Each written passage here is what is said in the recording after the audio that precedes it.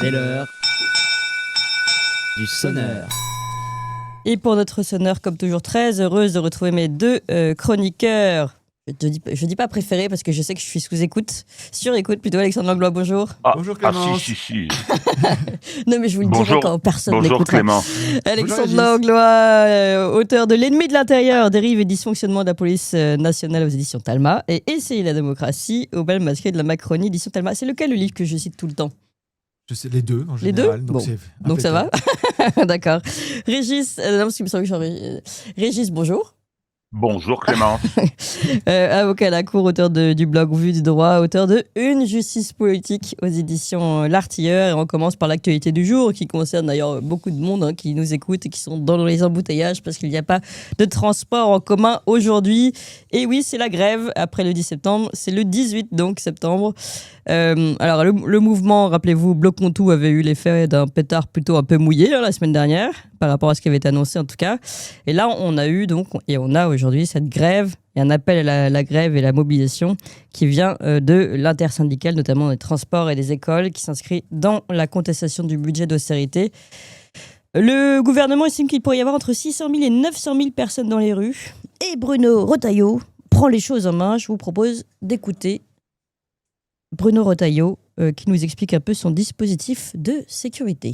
Nous allons y répondre massivement. Ce que j'observe, c'est que le 10, ils voulaient bloquer la France. Ils n'ont rien bloqué du tout. On a donné des consignes très très fermes, mais ils sont sans doute animés d'un sentiment de revanche. Et donc, nous y répondrons avec des moyens massifs et avec des consignes claires.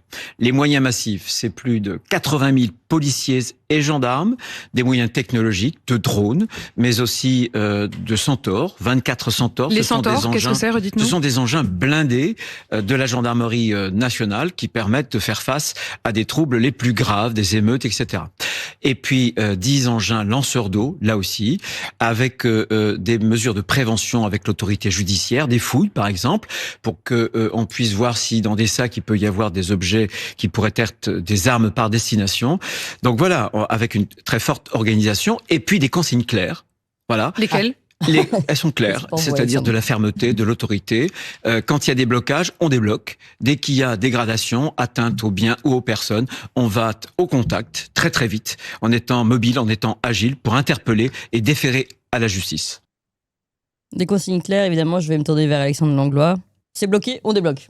Ça, c'est clair au moins, Alexandre. C'est clair, mais oui. après, c'est toujours pareil. C'est les gens dans les bureaux qui donnent des consignes pour l'avoir vécu. Donc, je vais raconter derrière comment ça peut se passer. Ah, mais j'adore quand vous faites ça. Non, parce que du coup, c'est... Alors, à la fois, c'est oui, la loi, et rien que la loi, la force doit rester à la loi, blablabla. Bon, je vais me présenter en 2027. Donc ça, c'est le discours de M. Retailleau. Maintenant, comment ça se passe ? Je vais donner une expérience de carrière que j'ai vécue. Et c'est là où on voit que les consignes claires peuvent parfois être débiles et contre-productives pour tout le monde. J'étais sur une manifestation que j'encadrais au niveau des RG. Résultat des courses, 2 semaines d'affilée, 2 dispositifs différents. La première semaine, les manifestants décident de bloquer un carrefour. C'était pas prévu sur la manifestation. Ouais. Ils disent on bloque tout, donc c'était sur Versailles. Et du coup, le dispositif, ils disent, je leur dis, on se connaît, vous bloquez 10 minutes, les gars, c'est pas prévu, on assure la circulation, et après vous faites vos photos, vous avez gagné et vous repartez. Ils ont fait pas de problème. Donc tout a été bloqué. Effectivement, ils n'ont pas le droit de bloquer légalement, mais on a une tolérance et 10 minutes après, tout recirculait. La semaine d'après, consigne très ferme et de dureté à la Retailleau, donc sans analyse de terrain parce que c'est le ministre qui a parlé. Du coup, là, on dit les mêmes choses. Ils disent, on fait comme la semaine dernière, on bloque 10 minutes. Réponse, non, vous dégagez. Donc, qu'est-ce qui s'est passé ? Force a été envoyée, les effectifs ont été envoyés, le cortège syndical qui manifestait a été dispersé dans toute la ville. Résultat des courses, les gens étaient partout, des bouchons pendant 3 heures dans tout Versailles parce qu'il y avait des manifestants partout, rien n'était cadré, les gens étaient dispersés. Donc, riverains embêtés parce que c'était le bazar pendant 3 heures plutôt que 10 minutes. Les automobilistes risquent d'accident ou en plus ils seraient responsables de quelque chose parce que c'était le bazar. Rappel de renforts de policiers qui faisaient autre chose qu'ont dû être amenés.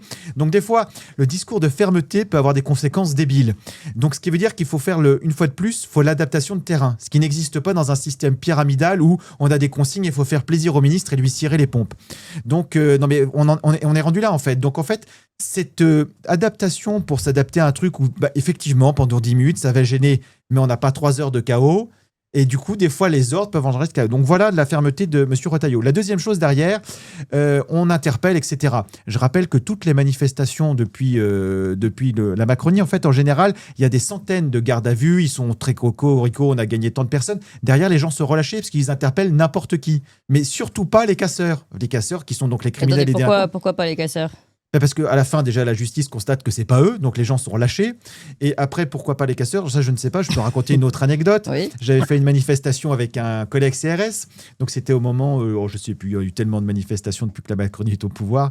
Il m'avait dit, regarde, je vais t'expliquer ce qu'on vit tous les week-ends. Donc, on avait fait la manif. Il m'a dit, regarde, les Black Blocs sont en train d'arriver. Si nous, CRS, on arrive à les voir, j'imagine que les services de renseignement, la BAC, tout le monde voit qu'ils sont en train d'arriver. Il me dit, ils vont s'équiper dans un coin donc c'était place de la République, on était en train de prendre un petit café. Du coup, regardez tout ça. Ils vont s'installer dans un coin de la place de la République, ils vont s'équiper. Donc là, on pourra avoir l'ordre d'intervenir pour les encercler et en fait concentrer la force d'interpellation et de répression sur les personnes qui vont commettre des troubles. Et comme ils n'ont pas commis de troubles, normalement, on peut les interpeller, les encercler. S'ils ne résistent pas, il n'y a pas de violence ni de part ni de l'autre. On n'a pas l'ordre.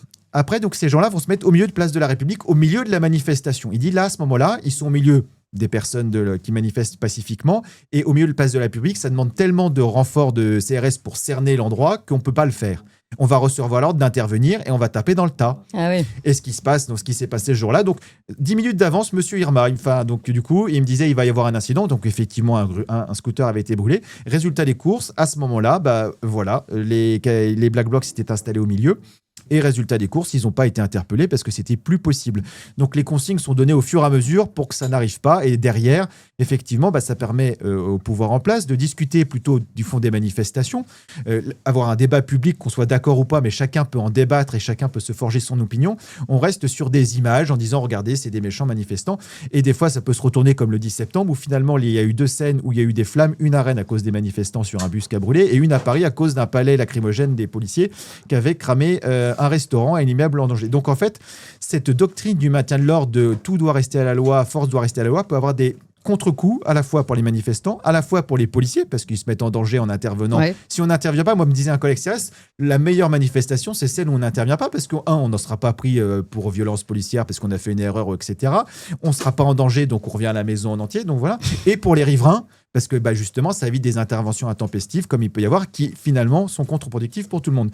Donc le discours de fermeté de M. Retailleau, au final, c'est du pipeau, en fait, parce que les ordres sont donnés toujours à contre-courant. Avoir des ordres pyramidales empêche le libre arbitre de certains services sur le terrain. Tous ne l'ont pas parce que c'est du maintien de l'ordre, mais des prises d'initiative qu'il n'y aura pas parce qu'on veut faire plaisir au ministre. Et plus on monte dans la hiérarchie, plus les places sont chères, plus on veut faire plaisir. Donc au final, le discours de fermeté va pas faire grand-chose. Et enfin, quand j'entends ce discours de fermeté, le nombre de dispositifs qu'il peut déployer, etc., c'est juste une petite anecdote, mais j'aimerais bien qu'il déploie autant d'efforts pour lutter contre les incivilités et la criminalité courante que les gens peuvent subir tous les jours. Et là, curieusement, il n'y a plus personne. Et enfin, dernière chose, donc ça me fait rebondir sur ce petit lien, en mobilisant une fois de plus 80 000 policiers et gendarmes, je rappelle sur donc 220 000 effectifs à peu près, ça veut dire qu'un tiers des effectifs sont mobilisés qu'à ça, moins les gens qui sont en congé et vacances, donc qui peuvent être 1 sur 2, ce qui veut dire que le reste de la population française a un service de sécurité contre la criminalité et la délinquance de tous les jours complètement dégradé. Donc en fait, il y a tout ce côté-là, donc de la fermeté dans le discours. Oui, alors tiens, on va écouter un autre petit bout du discours de Bruno Retailleau qui là raconte un peu la composition de cette mobilisation qui, selon lui, sera composée de 10 000 individus environ qui viendraient pour la bagarre, pour la casse, animés de la haine anti-flic. On l'écoute. Je m'attends à une mobilisation qui sera très très forte, avec une journée hybride, et ce qui en fait la difficulté. Hybride parce que on risque d'avoir tôt le matin, dans la matinée, des bloqueurs, du sabotage, des groupuscules d'ultra-gauche qui veulent casser et qui sont des ultra-violents. Et on risque d'avoir cette convergence des violents. Et puis ensuite, il y aura les cortèges.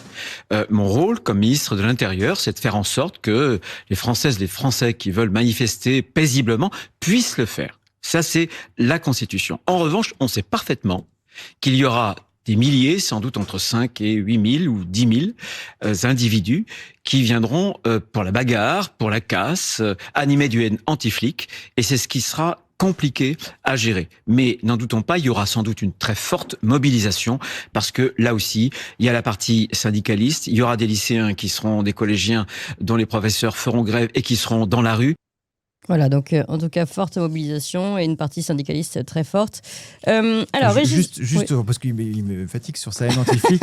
Effectivement, il y aura des gens qui vont venir pour taper du flic, avec une certaine haine, effectivement, pour certains, effectivement. Donc là, c'est au doigt mouillé. Je rappelle que le Canard enchaîné, pour le 10 septembre, avait dit « Les services de renseignement sont tellement désorganisés en France et qu'on veut pas qu'ils travaillent, qu'ils font ça sur ChatGPT. » Et leur note de renseignement, donc où ils lisent le journal. Donc ça, c'est le niveau d'information. C'est pour ça qu'il est 5, 10 000, j'en sais rien. Donc voilà. Mais après, il faut faire son travail. Et Non, mais Bruno Retailleau, attendez, alors pardon. Bah, allons-y concrètement. Non, mais là, Bruno c'est pas Bruno Retailleau, fait ça. c'est- Oui, mais dit ça, pourquoi il dit ça? C'est pour des raisons politiques, parce que derrière, il veut absolument avoir la police derrière lui en soutien et montrer à la police qu'il est en soutien Oui, mais pour enfin, paraître l'homme c'est- fort de la situation. C'est uniquement politique. Mais paraître, Pour c'est le être le problème. futur candidat, oui, on est d'accord. Et après, sur la haine anti-flic, donc malheureusement pour les policiers, j'allais dire, c'est que c'est le service public qui est en première ligne lors des manifestations.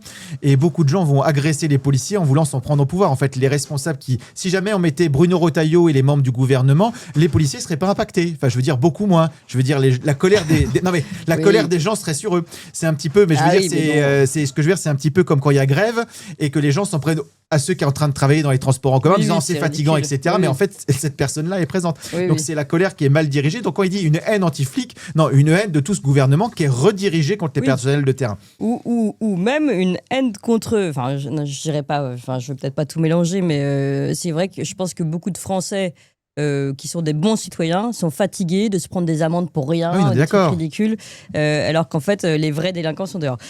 Mais bon, est-ce que ça participe de cette haine anti-flic dont on Sûrement. parle? C'est peut-être en tout cas un autre. Oui, mais c'est pas eux qui vont taper du flic Non, de non toute plus. façon.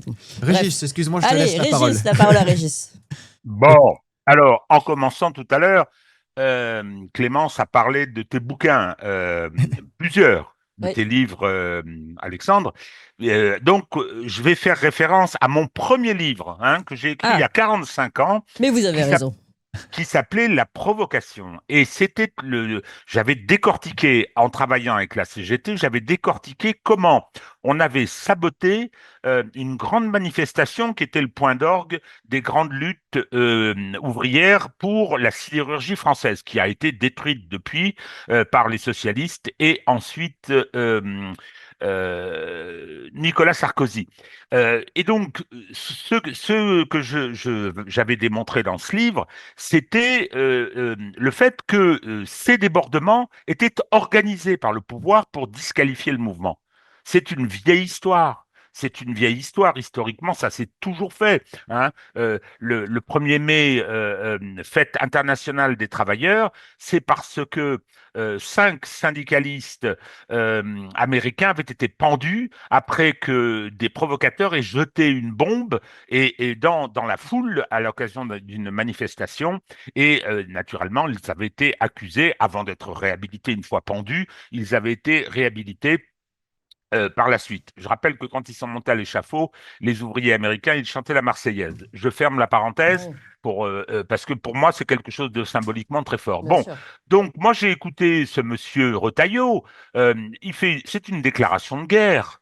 C'est une déclaration de guerre. Ah, vous avez vu, on a des centaures, on a ci, on a ça, on va débloquer, etc., etc. Il finit par dire quand même qu'il y a un droit constitutionnel de manifestation.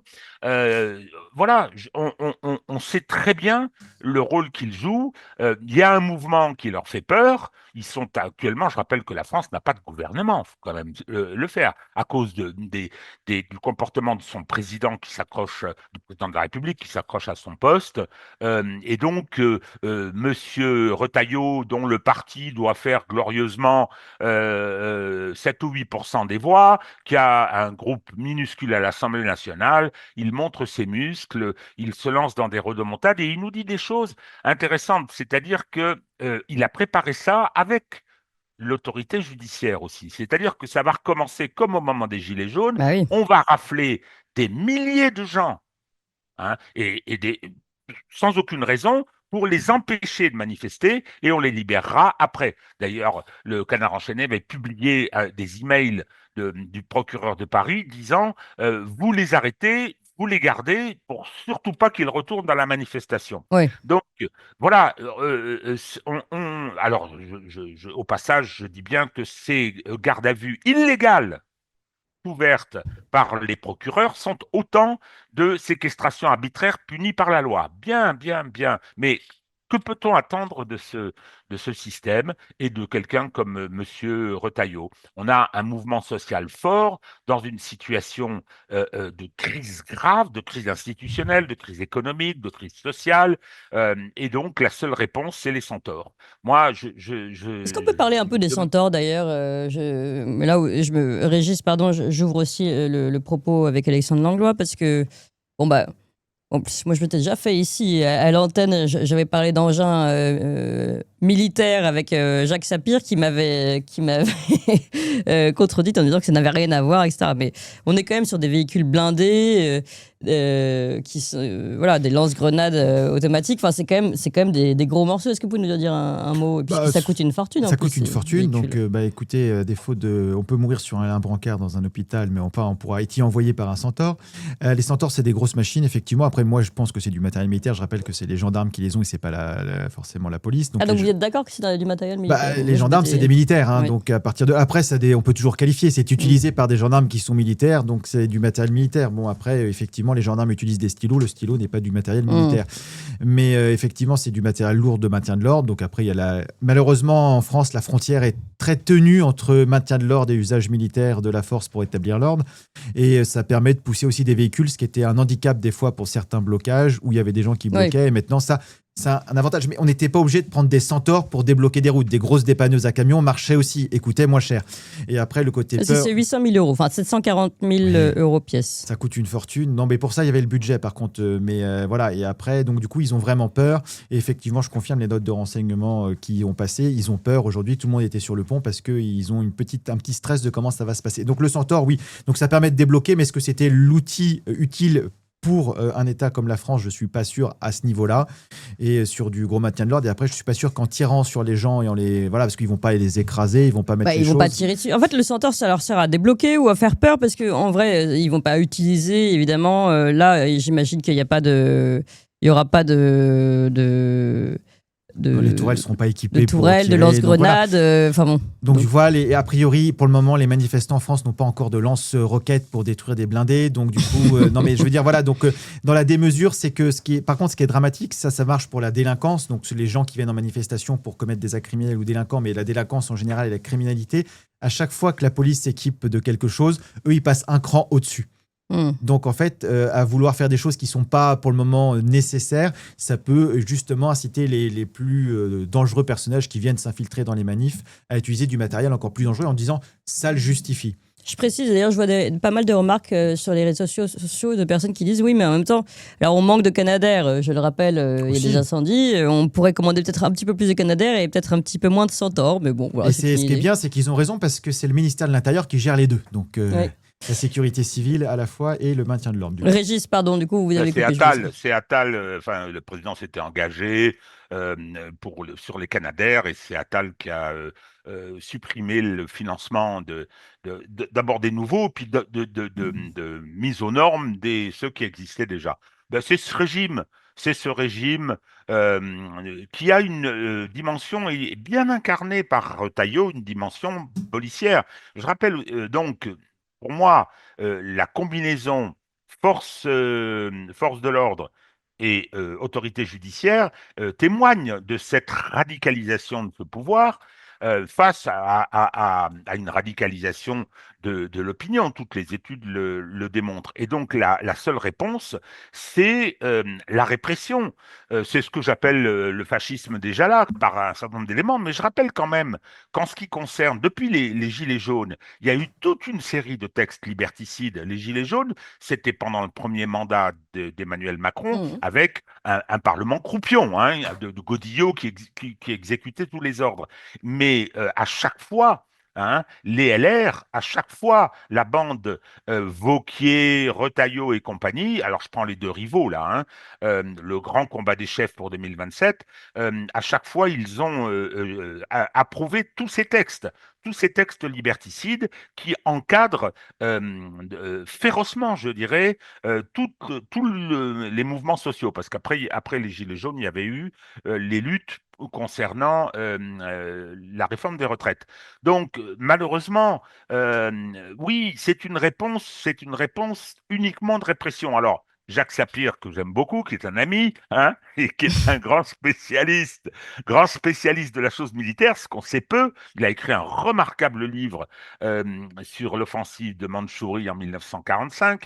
Et donc, oui, alors il est un petit peu comme ça, précis. Ah non, non, non, c'est pas exactement militaire. Je veux dire, globalement, lorsqu'on voit d'abord le coût, hein, et lorsqu'on voit donc le choix qui est fait de se doter de ce genre d'armement, parce que ce sont des armes, on peut tout à fait considérer que c'est une réponse quasi militaire qui est donnée aux mouvements sociaux Tout était dans le par un quasi, en pouvoir fait. Hein. Oui. aux abois, Oui. hein, par un pouvoir aux abois, et que Retailleau incarne particulièrement bien. Hein. Tout le monde doit se rappeler de la photo là où il s'est fait prendre avec un chien policier, là, la gueule complètement ouverte. Ce type, bon, je vais pas aller trop loin pour le qualifier, mais Mm. il n'y a pas que le président de la République à être un psychopathe. Hein. Ah. Et juste aussi sur Oui. le... Pardon, Clément. Non, allez-y. Non, je remarque que c'est intéressant ce que vous dites. Non, mais c'était sur la volonté aussi du pouvoir macroniste de contrôler tout ça. Je rappelle qu'aussi sur le schéma du maintien de l'ordre qui avait été à l'époque de Darmanin, ils avaient fait un nouveau. C'est que les journalistes, s'ils ne sont pas enregistrés au ministère de l'Intérieur, donc ne sont pas censés pouvoir couvrir la manifestation librement. Et maintenant, M. Retailleau a rajouté en disant en cas d'émeute urbaine, là, carrément, les journalistes ne sont pas protégés. Ce qui veut dire qu'en plus, ils disent le mieux, c'est qu'on va censurer et contrôler. Le mieux, c'est que vous ne soyez pas là. C'est que vous ne soyez pas là, ou alors que. Faut quand même pas que vous fassiez votre travail. On vous enverra les images, rassurez-vous, elles seront pas tronquées. Oui, c'est ça. Non, bien sûr. Alors, moi, je voulais revenir sur justement Bruno Retailleau, encore lui, expliquer, vous l'avez entendu, qu'il y avait certaines personnes, certains individus qui étaient là pour animer de la haine anti-flic. Et vous notiez ce mot d'ailleurs, Alexandre. Eh bien, dans la haine anti-flic, il y en a, pour le coup, mais pas forcément au même endroit. Dans la soirée de samedi à dimanche dernier, 7 policiers hors service, qui alors fait un pot de départ, hein, hors service, en civil, ont été totalement lynchés par un groupe d'individus ultra-violents à Reims. Par notamment 2 frères qui sont originaires de Mayotte, qui étaient déjà très connus des services de police, c'est ce que dit le procureur. Hein. Le procureur qui a décrit une violence hors norme et des constatations impressionnantes, des hématomes sur tout le corps pour les blessés, des ITT de 6 à 10 jours, jusqu'à 28 jours pour un des policiers. Donc voilà, on voit vraiment là des personnes très très touchées et hors service qui ont été reconnues par ces 2 frères notamment. Je crois qu'après il y a eu une bande qui les a rejoints. Et Alexandre Langlois, évidemment, ça vous faisait réagir ça aussi. Hein. Évidemment, parce qu'au final, il y a aussi ce côté-là. Donc il y a eu au début de semaine Tourcoing, un policier de la BAC qui est parti pendant une opération de police. Et là, il y en a 7 qui se font tabasser à Reims. Donc il y a effectivement des gens qui n'aiment pas la police, donc effectivement il y a une haine aussi, mais aussi des criminels et délinquants qui agissent en impunité en fait, et se disent en fait il y a pas de dans les 2 frères, il y en a un qui venait de sortir il y a 4 jours de prison. Ah oui, parce que pour les reconnaître, il faut bien les connaître déjà les policiers. Il y a 4 jours, 4 jours avant il était en prison, il vient de sortir, il recommence à fracasser. C'est dingue. Donc je veux dire il y a un problème du côté de. Ils n'ont pas peur en fait de l'autorité. En fait, c'est pas déjà faudrait la respecter plus qu'avoir peur parce qu'il y avait de. La craindre. La crainte, oui. Mais en fait, une fois de plus, il y a une confusion, en fait. Par exemple, pas Nicolas Sarkozy, son fils, là, Napo Sarkozy. Napo, Napo, c'est son surnom sur les réseaux. C'est lui qui se l'est donné. Il s'est appelé sur Twitter, son compte, c'est Nap Sarkozy. Voilà. Ouais. Mais du coup, en fait, il a dit que la police doit être crainte, elle doit faire peur. Non, la police doit être respectée. Le respect, ça se gagne et c'est un échange. Par contre, les délinquants doivent avoir peur des sanctions judiciaires. En fait, il y a 2 rôles différents. La police doit être respectée et présentée à la justice. Et derrière, la justice doit pouvoir sanctionner les gens et apprécier la dangerosité des personnes avant de les relâcher. Là, 4 jours après, ils tabassent des policiers. Donc, c'est qu'il y a eu un problème, un dysfonctionnement au niveau de l'appréciation judiciaire.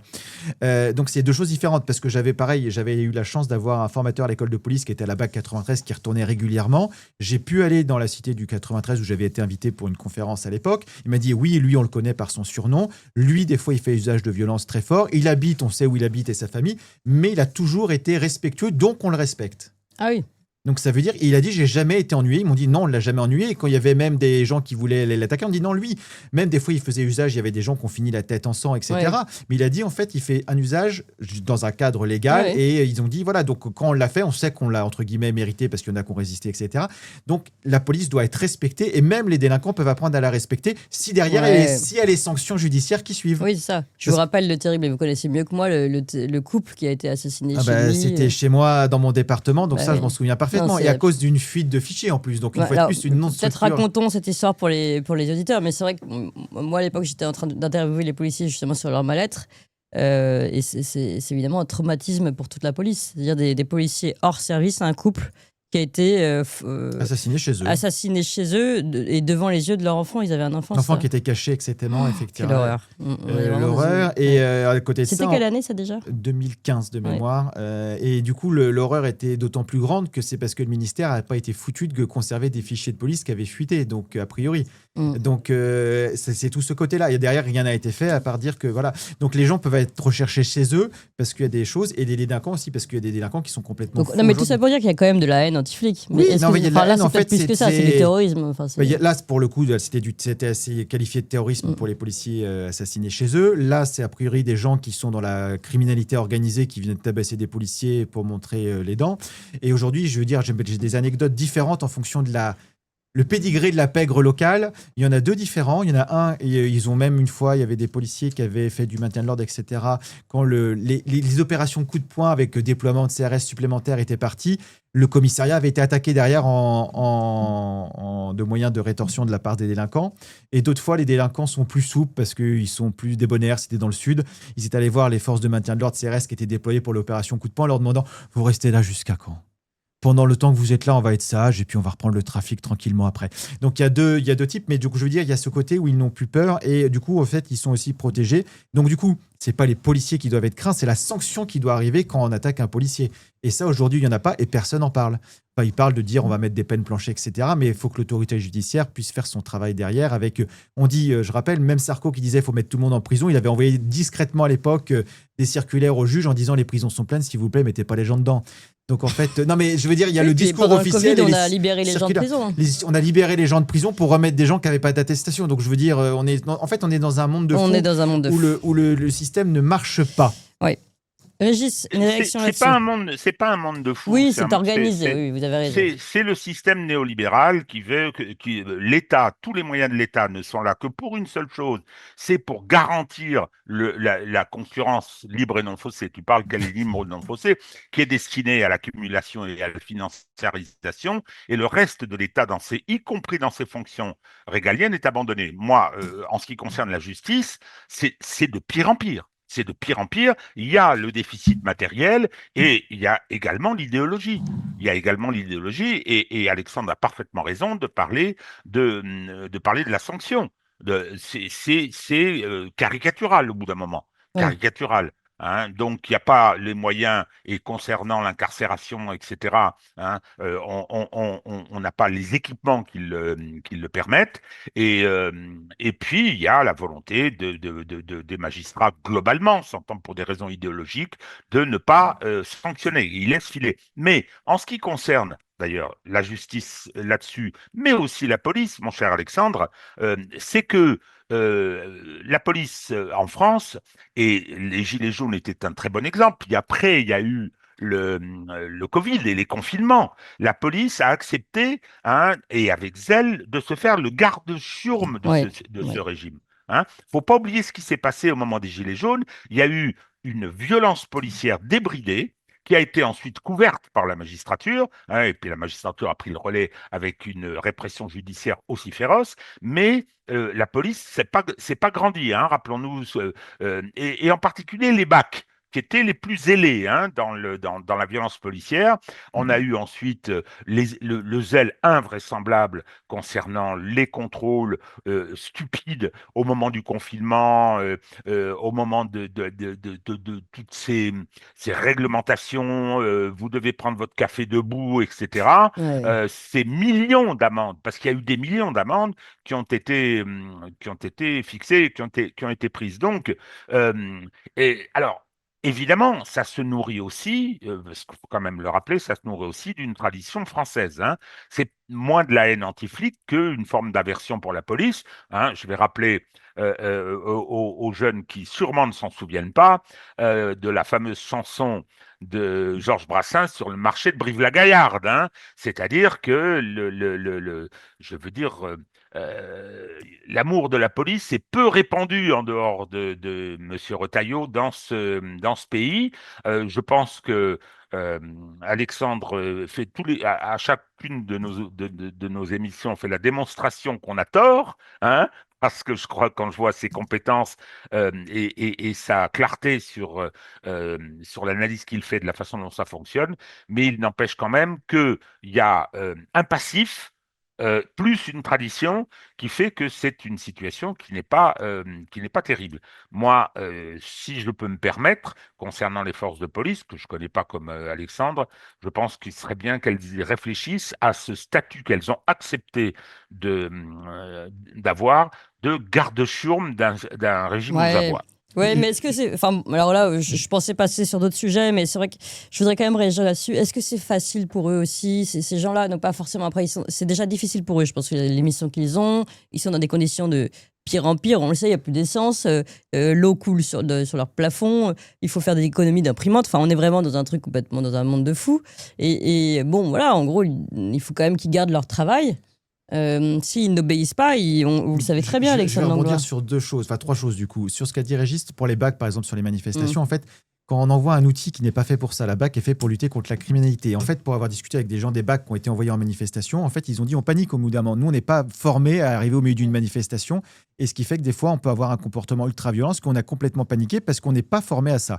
Donc ça, c'est le point numéro 1. Donc effectivement, les BAC ont pu être pris dans la main dans le sac, mais à cause d'un pouvoir politique qui les a mis en difficulté. Par contre, la volonté du pouvoir politique, ça a été de remettre en place les braves, qui ont tapé plein de gens. Et je rappelle pour les braves, c'est-à-dire que c'est la résurgence des voltigeurs et que Charles Pasqua avait supprimé. Et quand Charles Pasqua, je veux dire, on ne peut pas dire que Charles Pasqua était un laxiste. J'ai bien le rappelé, je veux dire, Charles Pasqua avait dit ces unités ne sont plus adaptées à la France. Et Charles Pasqua, on peut lui reporter plein de choses, mais pas d'avoir été laxiste. Donc ça, c'est sur le côté et la volonté politique, donc d'avoir voulu matraquer les manifestants en créant des nouvelles unités pour ça et en mettant des unités qui ne sont pas formées au maintien de l'ordre pour ça. La deuxième chose après, c'est que oui, effectivement, il y en a qui veulent garder leur travail, mais il y a la façon intelligente de le faire. Il y en a aussi beaucoup dans les policiers et gendarmes qui ont dit moi, j'ai pas vu de gens qui avaient des infractions Covid. Ça arrivait dans les gens qui attendaient sur Paris des mutations. Donc, pour des mauvaises raisons, ils ont été très zélés parce qu'ils voulaient retourner en province, etc. Parce qu'il y a des chantages à la mutation par l'administration. Après, il y a aussi sur Paris une pression hiérarchique qui est beaucoup plus importante qui vérifie ce qu'on fait. Et il y a cette côté aussi qu'on recrute des gens plus jeunes. Donc, je rappelle, il y a eu des concours à 5 de moyenne. Donc, ce qui veut dire que les gens sont plus malléables et plus faciles à manipuler pour aller dans les ordres. Et enfin, dernière chose aussi, c'est que les commissaires de police peuvent toucher des primes. Donc, c'était le point en 2014 qu'il l'avait révélé, qui peuvent aller jusqu'à 160 000 euros. Et quand j'avais discuté avec Valls, ministre de l'Intérieur, en marge d'une conférence où il était quand j'étais syndicaliste, je lui ai dit, mais vous vous rendez compte des primes que vous donnez aux commissaires? Il m'avait dit, c'est plus simple pour moi de, entre guillemets, donner des énormes primes à des commissaires pour qu'ils fouettent un petit peu les services de police pour arriver à ce que je demande. Parce qu'ils vont être prêts à faire n'importe quoi pour avoir une prime de entre 20 000 et 160 000 euros à la fin de l'année. Ouais. Donc, du coup, il y a toute cette organisation hiérarchique de pression, de sanctions inadmissibles. Et donc, avec des gens qui, dès qu'ils sortent du truc, voilà. Mais après, il y a le côté aussi, il y en a certains qui ont fait beaucoup de zèle. Je rappelle, pendant le Covid, mettre une amende à un SDF pour non-respect du confinement. Donc, je veux dire, il y a des moments où on est chez les idiots. Donc voilà. Donc, après, il y a ce côté résistance passive que certains peuvent avoir, et heureusement. Mais ces gens-là aussi s'en vont écœurer. Et de plus en plus, ces gens-là ne vont plus au contact du public, préfèrent partir tellement ils ne reconnaissent plus le métier pour lequel ils s'étaient engagés. Donc, il y a les deux. Effectivement, il y a des gens zélés qui, malheureusement, sont des gardes-chiourmes de ce régime et on serait très contents, et d'autres qui sont attristés. Et malheureusement, au fur et à mesure, la police s'épure des éléments qui étaient des gardiens de la paix. C'est pas très rassurant. Alors, allez, changeons de sujet, parce qu'on a quand même pas mal de sujets. On va aller rapidement sur le Gaza, Israël, parce qu'il y a de l'actualité. D'ailleurs, je précise qu'on va voir Georges Malbruno tout à l'heure, donc ça va être très intéressant. Il y a des informations en direct de l'Elysée, d'ailleurs, parce qu'il y était hier. Je vous rappelle que la France a annoncé reconnaître l'État palestinien. Elle le fera lundi prochain, normalement. Nous, côté français, et on va dire entre guillemets polémique nationale, on a Olivier Faure, le premier secrétaire du PS, qui avait proposé que les mairies françaises hissent le drapeau palestinien ce jour-là en signe de solidarité avec le pays. Voilà, je crois que vous voyez son tweet s'afficher. Alors ça a créé une polémique évidemment en France. Beaucoup ont dit que c'était pas du tout le moment de faire ce genre de choses, et notamment vous pouvez écouter Jean-Philippe Tanguy, député RN de la Somme, qui revient dessus. C'était sur RTL. Je pense que c'est consternant et qu'il y a une course aux électeurs, ou en tout cas à ce que la gauche ou les gauches pensent être les priorités des électeurs. C'est une prime qui est donnée au terrorisme. Une prime au terrorisme, quand même. Là, c'est pour Régis de Castelnau. Ouais, bon. Moi, non, mais c'est Monsieur Tanguy. Monsieur Tanguy, est-ce que lorsque Monsieur, comment il s'appelle, le motodidacte, là, le maire de Nice, a affiché sur les frontons de sa mairie le drapeau israélien, vous avez protesté en disant que c'était le soutien au génocide? Non, vous n'avez rien dit, évidemment. Et quand l'ensemble de la France a été incité à mettre des drapeaux ukrainiens sur les façades, vous n'avez rien dit non plus. Vous n'avez rien dit non plus. Moi, je me rappelle même que le Conseil de l'ordre des avocats de Paris mettait tous ces logos, les avait mis en jaune et bleu. Hein, bravo. Non, moi, je suis contre cette concurrence. Il y a un drapeau qui doit figurer sur les façades des mairies, c'est le drapeau français. Oui. Hein, c'est le drapeau français, et puis c'est tout. Merci, Régis. Hein, non, mais c'est vrai, au bout d'un moment. Alors après, on voit dans les manifestations des gens qui se promènent avec des drapeaux palestiniens. Pourquoi pas? Je veux dire, vu ce qui se passe en ce moment, c'est l'expression d'une solidarité. Mais si quelqu'un vient avec un drapeau français, on le tabasse. Oui. Non, et ça suffit maintenant. Hein, je pense que là, c'est une question de principe. Mais je vais dire, qui a commencé? Alors, quant à Olivier Faure, mon Dieu, les socialistes, qui sont toujours dirigés entre guillemets, enfin, ou en tout cas, François Hollande a encore beaucoup d'importance quand on sait la complaisance que ces gens-là ont eue vis-à-vis des exactions israéliennes quand il y en avait. Donc non, tout ça n'est pas très sérieux. Et lorsque Tanguy vient dire que c'est un petit peu de l'électoralisme, je crains malheureusement qu'il ait raison, et ça, c'est pas très digne. Ouais. Oui, donc finalement, vous avez allumé les deux là. Au moins, un point partout. Alexandre Langlois. Mais il y a plusieurs choses. Il y a déjà, par rapport à la jurisprudence qui avait été, c'était le cas de Lyon, j'avais en 2011, qui avait dit ce qui pose problème sur les pavoisements. On peut mettre des pavoisements de solidarité à des pays, des causes, etc. Dans la limite que ce ne soit pas des pavoisements permanents. Par exemple, une mairie avait mis un drapeau palestinien permanent ou israélien. On leur a dit c'est pas possible de le laisser en permanence parce que c'est pas le possibilité. Donc légalement, a priori, la solidarité est possible une journée. Et une chose que donc après, je rebondis pas sur ce qu'a dit Régis parce qu'en fait, il m'enlève les mots de la bouche pour les pavoisements ukrainiens, israéliens et tout ce qu'on veut. Le drapeau de lieu. Oui, effectivement, on réglerait le problème en disant LGBT aussi. On a LGBT, mais en fait, je regardais la jurisprudence a dit si c'est une solidarité passagère, c'est possible. Mais voilà, donc bon, mais du coup, si on disait on est en France, on met que le drapeau français, ce serait plus simple. Voire on est dans les régions, je rappelle. Et donc, il y a deux choses. Il y a une chose quand même que Olivier Faure a fait par rapport à d'autres mairies qui ont déjà mis le drapeau palestinien. Il y a une chose qui change énormément la reconnaissance, c'est que ça devient un État officiel reconnu par la France. Avant, c'est un drapeau d'un mouvement contestataire, tout ce qu'on veut, mais qui n'est pas tamponné légalement par la France. Donc Olivier Faure a décidé de le faire le jour où c'est légalement reconnu. Donc, il y a quelque chose sur la légalité. Et enfin, voilà, donc si on mettait que le drapeau français, ce serait bien. Mais je rappelle une petite anecdote qui me touche sur les pavoisements des mairies. C'était, en tant que breton, Nantes avait mis un drapeau breton et quelqu'un avait fait un procès en disant pas de drapeau breton à Nantes. Bon, voilà, mais ce que je veux dire... Non, mais, parce que c'était pas passé en délibération au conseil municipal. Mais ce ça avait pris 2 ans à la justice parce que quelqu'un avait dit ça. Donc, moi, je serais effectivement pour mettre le drapeau français, effectivement, de la région où on est. Et le reste, en fait, si on met des drapeaux étrangers, au bout d'un moment, on arrive à cette situation de problème clivant. Donc, du coup, réglons le problème, disons non. Et donc, du coup, ça, c'est tous nos députés, que ce soit Olivier Faure, Tanguy, tout ça, je les invite à recadrer la législation pour dire un cadre très restreint. Le but du jeu d'un bâtiment public, c'est de rassembler les Français, pas de les diviser. Donc, du coup, les solidarités, c'est terminé. Chacun peut être solidaire dans les manifs, devant les mairies s'ils veulent faire des trucs, mais pas sur le bâtiment officiel, parce qu'il y aura forcément des gens qui ne seront pas d'accord avec le drapeau qui est affiché. Alors, on va faire un petit tour. Là, on revient côté plutôt juridique avec la condamnation d'Éric Zemmour, encore une, mardi dernier. Il a été définitivement condamné pour provocation à la haine raciale et injures racistes.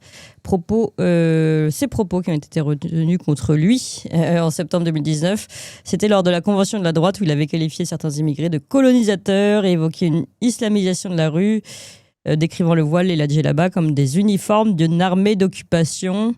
Voilà, donc évidemment, c'était passé par une relaxe de la Cour d'appel de Paris, puis ensuite la Cour de cassation avait annulé la relaxe, renvoyé l'affaire devant la Cour d'appel de Paris, puis revenu au jugement de la Cour d'appel. Et donc, c'est la deuxième fois en plus en 15 jours que la Cour de cassation valide une condamnation pénale contre Éric Zemmour, puisque la première date du 2 septembre dernier. Il avait été sanctionné pour avoir qualifié le nom d'Absatoussi, vous rappelez d'insulte à la France en 2018. D'ailleurs, je peux vous passer, je crois qu'on l'a cet extrait. Absatoussi, c'était les émissions des Terriens du dimanche. On l'a, on l'écoute. Oui. Moi, ça me gêne pas. C'est simplement que elle est ministre de la République française, elle est censée être française, même si elle a la double nationalité, et je suis contre la double nationalité avec le Maroc, et que normalement, chez moi, en tout cas depuis une loi de Bonaparte qui a malheureusement été abolie en 1993 par les socialistes, on doit donner des prénoms dans ce qu'on appelle le calendrier, c'est-à-dire les saints chrétiens. Alors, je m'appelle Absatou, moi. Eh ben, votre mère a eu tort. Ah bon? Ma mère a eu tort. Elle a eu tort? Vous voudriez qu'elle m'appelle Marie ou des prénoms qui ne lui inspirent absolument rien? Absolument. Non, mais c'est exactement ce que je veux. C'est exactement ce que je veux. Vous voudriez donc que je m'appelle comment? Corinne. Ça vous irait très bien. Vous trouvez que Corinne, ce serait pas mal? Ça serait parfait. Ce type est incroyable. Je l'avais oublié. Enfin, non, je l'avais pas oublié, mais c'est vrai que c'est Corinne. Bon.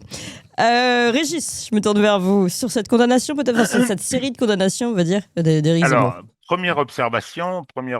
Alors, effectivement, il y a eu un long parcours judiciaire et la Cour de cassation avait cassé le premier arrêt de relax. Condamnation première instance, relax en appel, cassation par la Cour de cassation avec cour de renvoi. Donc, la Cour de renvoi exécute bien les ordres de la Cour de cassation, condamne Éric Zemmour et ensuite rejette son pourvoi. Bon, donc, il y a vraiment une volonté judiciaire de le condamner. Moi, je suis pour la liberté d'expression. Je passe mon temps à rappeler les principes, article 11 de la Déclaration des droits de l'homme, contrôle a posteriori par le juge si on est en présence d'abus par l'intermédiaire de la loi sur la presse, qui est une loi très formaliste pour protéger justement. Mais on rentre dans un moment, et ce qui s'est passé aux États-Unis en est malheureusement une démonstration, avec l'importation de cette guerre civile culturelle et plus tellement culturelle, et où la question de la liberté d'expression est vraiment posée, parce que pendant tout le mandat de Biden, les démocrates se sont servis de la censure, de l'arbitraire judiciaire, etc., contre les républicains qui se sont posés en défenseurs du premier amendement, de la Constitution américaine, sur la liberté d'expression, mais maintenant qu'ils sont au pouvoir et après l'assassinat de Charlie Kirk, ils en profitent. Effet d'aubaine, hop, on est en train de réprimer la liberté d'expression à l'encontre du discours que J.D. Vance était venu faire à Munich sur cet aspect. Bon, donc la situation en Occident est très tendue autour de ces questions, et on est effectivement dans une forme de guerre civile culturelle où on passe son temps, et en France, la gauche était gauche entre guillemets, parce que je considère qu'il n'y a pas de gauche en France, que c'est une secte néolibérale mortifère. Mais ceux qui se prétendent de gauche, mais le goût, la passion pour la censure de ce côté de l'échiquier politique était tout à fait considérable. Donc c'est elle qui s'exprime à l'occasion de la condamnation d'Éric Zemmour. Cela étant, quand on relit le texte, je l'ai relu, pour préparer l'émission, vous voyez, je suis sérieux. Et oui, vous travaillez très bien. Oh là là. Et un donc, bon point pour Régis. Un bon point. Une image. oui, mais quand j'aurai 90 bons points, j'aurai droit à une autre image. Non, mais mes enfants, c'est ça, ils ont le droit à 10 images, au bout de 10 images, ils ont le droit à une image plus grande. Bien sûr, c'est normal, c'est comme ça que ça marche. C'est ce qu'on appelle les incitations. Oui. C'est plus économique que les primes dont parlait tout à l'heure Alexandre, oui. les primes pour la hiérarchie policière. Bon, donc, quand on relit ce texte, c'est vrai qu'il y a une espèce de surenchère chez Éric Zemmour, ce texte, il était inacceptable. Franchement. Ah oui. Franchement, inacceptable. Ah oui, oui, oui, il y avait une façon de pointer. Puis c'est du Attendez, Zemmour, hein. vous parlez du texte de son discours de la Convention de la droite, là. Oui, oui, Ouais. oui, tout à fait. C'était l'initiative organisée par Marion Oui, Maréchal. tout à fait. Hein, et donc, ce texte, il y avait des imputations qui étaient inacceptables. Euh, Alain Soral a été condamné à une peine assez lourde là ces jours-ci. Bon, alors je n'aime pas ça, hein, mais j'ai été voir un petit peu quels étaient les termes qui lui étaient reprochés, si tant est que la presse ne baratinait pas, parce que maintenant il faut se méfier, hein, le mensonge est partout. Mm. C'était inacceptable aussi. C'était inacceptable. Donc, les sanctions judiciaires en envoyant les gens, je crois il a pris 1 an de prison ferme. Hein. Donc, je parle de Soral. Hein. Donc tout ça, Ferme, je finalement, suis pas sûr ferme. Hein. Je pense qu'il est sous bracelet. Ah, mais c'est ferme, bracelet. Ah C'est oui, ça pardon. qui est beau. Oui, oui. oui, Ferme, oui, oui, oui, ferme oui, de oui, soupe, oui. alors, oui. Oui. Oui, voilà. Hein. Ah ben, avoir le bracelet, être enfermé chez soi, c'est pas rigolo non Non, plus. non, je dis pas que c'est Euh, rigolo. non, mais ça n'a rien à voir avec l'incarcération Oui. en maison d'arrêt Vous pouvez prendre une douche, quoi. donc voilà. Chez vous. Mais le problème, c'est que il y a les deux choses. Il y a une accentuation de la censure qui est devenue une grande cause de nos systèmes. Je pense au rôle de Monsieur Thierry Breton, par exemple, hein, au rôle de Ursula von der Leyen dans la mise en place d'outils de contrôle qui sont dirigés, soyons clairs, Clémence, sur Toxin aussi, et aussi le contenu des débats qui est, vous voyez, ce qui s'est passé aux États-Unis après l'assassinat en direct, hein, enfin c'est extraordinaire, en vidéo maintenant on voit tout, de Charlie Kirk, Ouais. quand j'ai vu les réactions autour, elles étaient indignes, il y avait véritablement, il l'a bien cherché, c'est bien fait pour lui, etc. Hein, et puis tout d'un coup, alors là on vient vous dire c'est affreux, les gens ont été foutus dehors, mais c'est le droit du travail américain, celui qu'on est en train d'importer chez nous, hein, Ouais. après la destruction du code du travail français. Donc tout ça est très inquiétant finalement. Alors, quelques Hein, informations juste, pardon Régis, sur, oui. sur Alain Soral, donné par mon réalisateur qui était en avance sur ce sujet, figurez-vous, puisqu'il me l'avait déjà envoyé l'info pendant qu'on parlait. L'essayiste et idéologue d'extrême droite Alain Soral, en exil en Suisse depuis 2019 pour échapper à la justice française, a été condamné ce jeudi 11 septembre à 1 an de prison ferme sans aménagement possible. 4 000 € d'amende. Ah oui. À rapporter Libération. Sans aménagement, ça veut bien dire que là, pour le coup, il n'a plus de bracelet. C'est ça. Là, c'est ferme, ferme. Hein. Ah oui, oui, oui. Donc, Là, il va c'est aller ferme, dans pas sa- souple. Oui. il va aller dans une boîte. Ouais. Donc, mais je sais plus si c'était en première instance ou en appel. Enfin, en tout cas, le temps s'est nettement couvert sur la liberté d'expression, mais aussi sur le contenu des débats. Sur le contenu des débats, je considère que la haine est un sentiment. Qu'on arrête de dire discours de haine. Regardez ce qui se passe en Grande-Bretagne, hein, où on met les gens au trou parce qu'il y en a un qui a traité sur les réseaux un de ses contradicteurs de marionnette. Allez hop, arrêtez. Ah oui. C'est fantastique. Ça, Hein. Ah oui, oui, oui. Hein, il s'est retrouvé au trou. Alors, je sais pas si ça a Ouais. été long, mais donc, non, l'ambiance est vraiment de plus en plus difficile. Hein. Et sur ce terme de haine, c'est un sentiment, on a le droit de haïr. Il y a des choses et des gens que je hais, hein. Tout à fait, ça. Mais oui, mais enfin, écoutez, qu'est-ce que ça veut dire? On va pas jouer les belles âmes, pas du Oui, mais tout. donc, pardon, mais là, vous dites mais- le discours de Zemmour est condamnable. Mais bon, est-ce qu'il n'a pas le droit de le faire, même si on n'est pas d'accord? Non, j'ai pas dit qu'il était condamnable. Hum. Je suis réservé sur la judiciarisation et la répression de la Ouais. liberté d'expression D'accord. parce que c'est un problème global, c'est-à-dire qu'on commence comme ça, puis Oui. hop, ça s'étend, Donc ça ça, c'est s'étend. compris. Hein, Mais et en oui, revanche, et vous oui. réprouvez les propos. Mais ça, c'est. Mais je réprouve les propos, Oui, c'est clair. c'est une vraie question politique, mais de toute façon, soyons clairs, ces condamnations ne l'arrêteront pas. C'est tout, elles ne l'arrêteront pas. Il est parti dans une espèce de... Moi, je considère qu'il a un peu basculé dans une forme de fanatisme. Avant, c'était un débatteur qui était très intéressant et plutôt marrant à écouter. Moi, j'écoutais Ça se dispute, hein, où il était contre... Je me rappelle plus quel était Nolo, non? Non, c'était un débatteur. C'était sur iTélé à l'époque. Tant pis. Et donc, mais là, il a basculé dans autre chose. Donc, effectivement, c'est un agitateur obsessionnel, et donc, il est au bord du fanatisme. Hein. Donc voilà, c'est un climat profondément délétère. En tout Hein. cas, Et la séquence où on importe chez nous, hein, où tout le système a totalement pris parti pour les démocrates américains, hein, parce que c'est quand même fantastique. On a refusé une minute de silence pour Kirk au Parlement européen. Je suis opposé à cette minute de silence. Pourquoi? C'est un problème américain. Mais je rappelle que au moment de la mort de George Floyd, il y avait eu une minute de silence au Parlement européen aussi, c'est-à-dire double standard. Hein.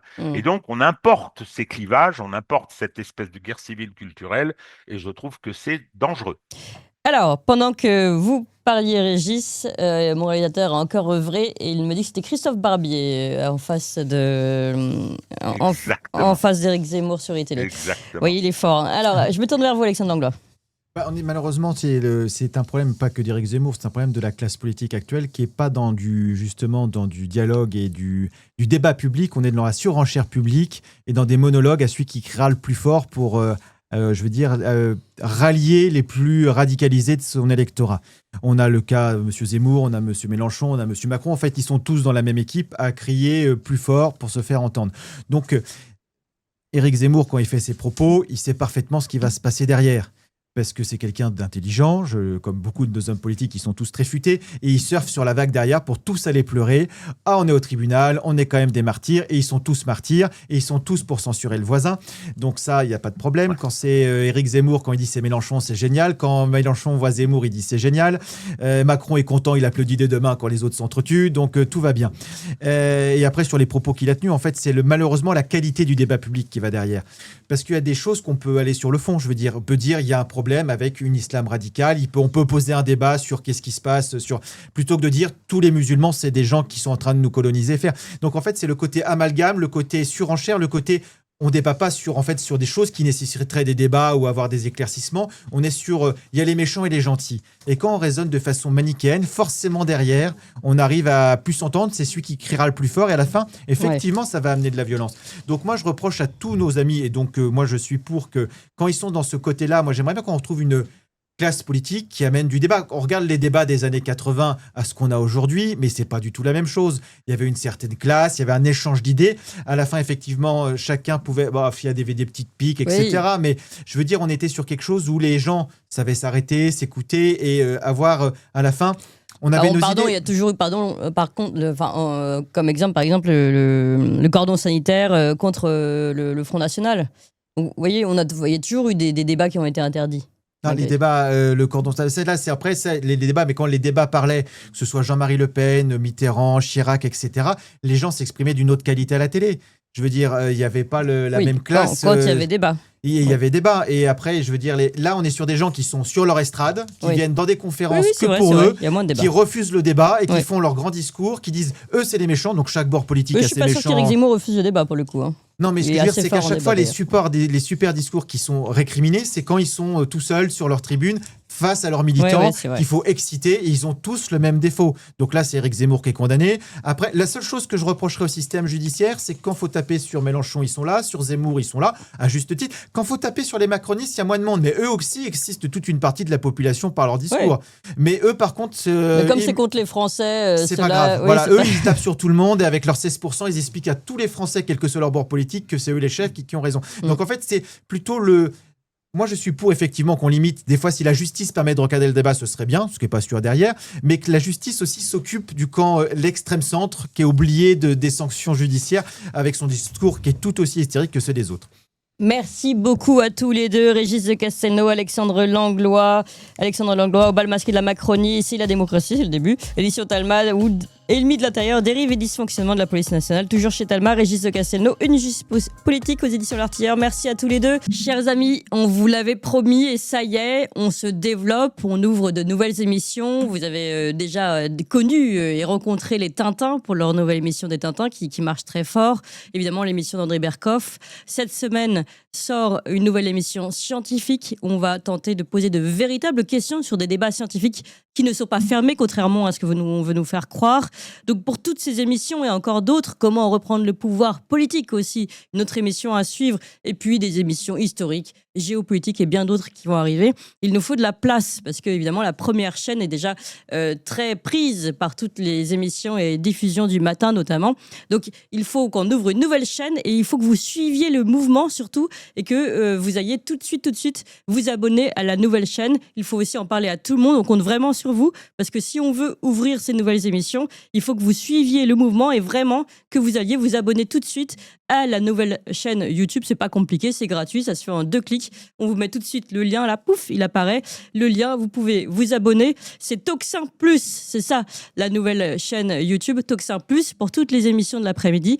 Donc vous pouvez la trouver sur Toxin-Plus en lettres majuscules ou tout simplement on va vous mettre le lien et vous cliquez immédiatement. Je vous fais confiance. Allez-y tout de suite. 1, 2, 3, Toxin Plus, allez-y.